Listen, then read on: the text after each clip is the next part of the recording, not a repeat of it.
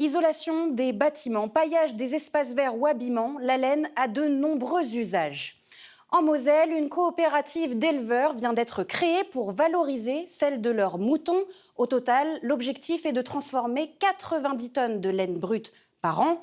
Un objectif qui sera atteint dans les prochaines semaines. Un reportage de René Elkaïm et Julie Druot. Nous sommes dans une bergerie à Valminster. Henri Duchot, 28 ans, est pour l'instant salarié dans la ferme familiale. Aujourd'hui est un jour spécial.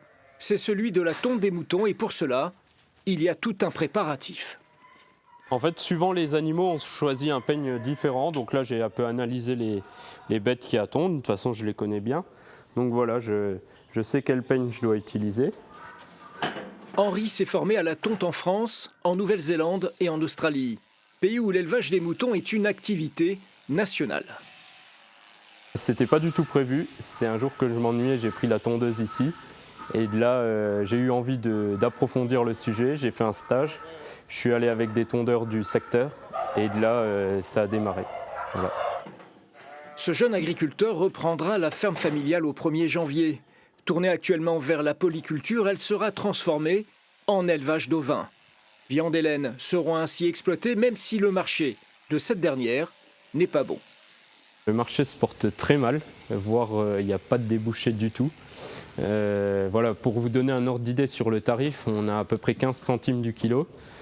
Il faudrait avoir 1,50 € du kilo pour payer le coût de la tonte. Il faudrait déjà revaloriser ou recréer une filière, on va dire, en France. Je pense que relocaliser serait sûrement la solution.